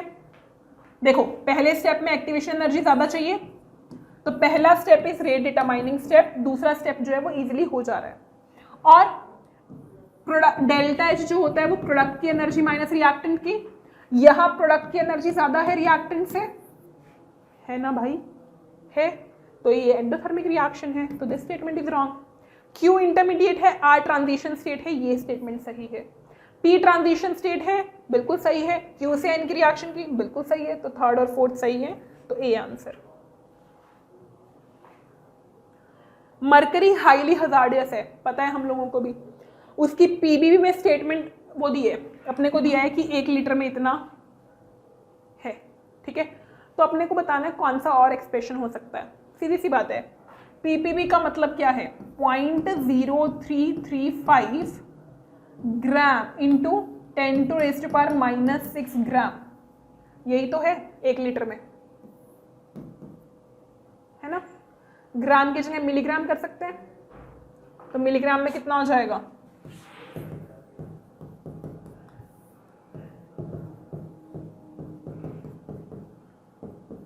मिलीग्राम पर लीटर मतलब पर डेसीमीटर क्यूब। तो 3.35 into 10⁻⁻5 milligram per decimetre cube. So answer is B. Clear. Na, देखो इसमें बताना है कौन सा स्टेटमेंट सही है। क्या Na मेटल की तरह प्रेजेंट है, नहीं। Na जो रिएक्टिव होता है तो कंपाउंड की फॉर्म में होगा। O2 2 माइनस प्रेजेंट होने के कारण ये डायमैग्नेटिक है, तो ये भी नहीं। O2 माइनस पैरामैग्नेटिक होता है, एक अनपेयर्ड इलेक्ट्रॉन होता है, सही है। ये स्टेटमेंट भी गलत है, तो ओनली थर्ड। किसमें बॉन्ड एंगल सबसे कम है, देखो CF4 में sp3 हाइब्रिडाइजेशन है, 109 डिग्री 28 मिनट बॉन्ड एंगल होगा। NF3 में लोन पेयर प्रेजेंट होने के कारण लेस देन 109 डिग्री 28 मिनट होगा। इसमें और 2 लोन पेयर आ गए तो और एंगल कम हो जाएगा। लेकिन अगर मैं इसकी बात करूं तो इसमें अपने पास स्टेरिक नंबर कितना है, 7। तो ये पेंटागनल प्लेनर शेप शो करेगा और पेंटागनल बाइपिरामिडल ज्योमेट्री शो करेगा। तो अगर मैं यहां पर देखूं तो 72 डिग्री एंगल है, तो ये सबसे कम एंगल शो करेगा। बोला है बेंजीन से मुझे कहां जाना है, नाइट्रोबेंजोइक एसिड। तो सीक्वेंस ऑफ स्टेप बताओ। सबसे पहले क्या करोगे, इसका एल्काइलेशन करोगे, फ्रिडलक्राफ्ट एल्काइलेशन, टॉलुइन बनाओगे, फिर उसका नाइट्रेशन कराओगे, क्योंकि अगर आप पहले से इसको कार्बोक्सिलिक में कन्वर्ट कर दोगे तो मेटा पे नाइट्रो आएगा, ना कि पैरा पे। और अब इसको KMnO4 ऑक्सीडाइज करा दो, बन जाएगा कार्बोक्सिलिक एसिड। तो सबसे पहले फ्रिडलक्राफ्ट एल्काइलेशन, फिर नाइट्रेशन और फिर KMnO4 डाल देंगे। बट यहाँ पे रिएजेंट गलत दिए हैं, ये रिएजेंट सही दिए हैं। Okay, next. कौन सा आइसोमेरिक हाइड्रोकार्बन जो है वो सेम प्रोडक्ट देगा हाइड्रोजनेशन करने पे, हाइड्रेशन करने पे, और डिफरेंट प्रोडक्ट देगा ब्रोमीन के साथ।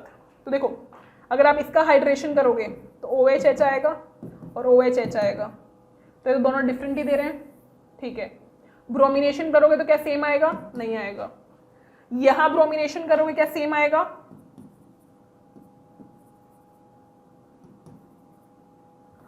नहीं आएगा, ठीक है। हाइड्रेशन भी तो सही नहीं आएगा ना। यहां देखो, यहां ब्रोमिनेशन करोगे तो bromine bromine bromine bromine, 4 bromine लग गए, यहां भी 4 ब्रोमीन लग गए, ठीक है। डिफरेंट प्रोडक्ट आ रहे हैं ब्रोमीन के साथ, सेम मॉलिक्यूलर फॉर्मूला है, बिल्कुल सेम है। हाइड्रेशन पे सेम आएगा, अगर पानी ऐड करते हो तो ये ऐसा कुछ बना लेगा और ये भी ऐसा कुछ बना लेगा। तो आंसर इज सी।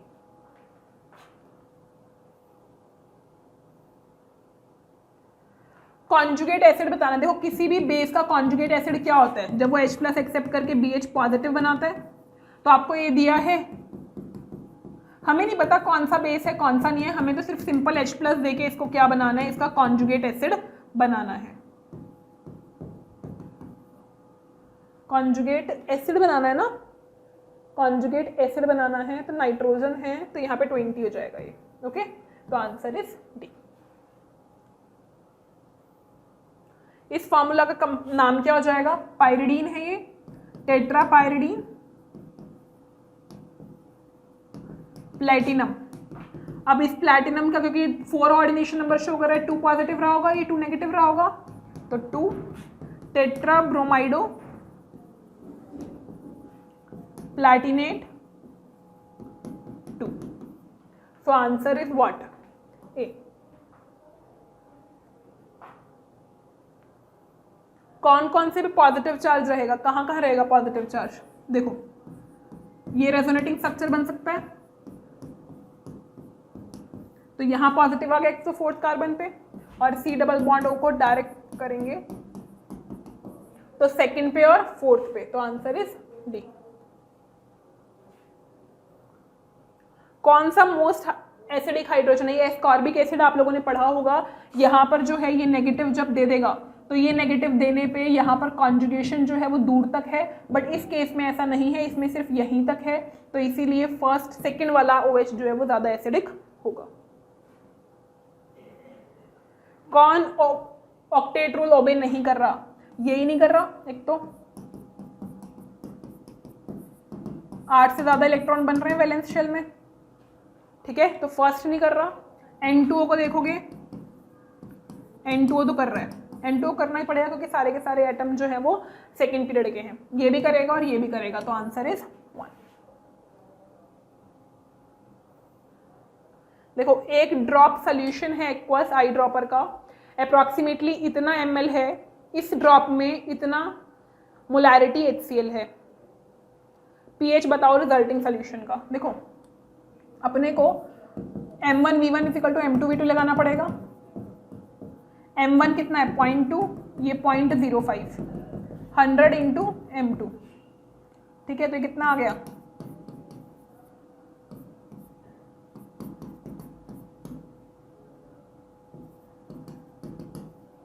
तो मोलैरिटी इतनी आ गई, H+ की कॉन्सेंट्रेशन 10⁻⁴ आ गई, pH जो है माइनस log H+ हो जाएगा।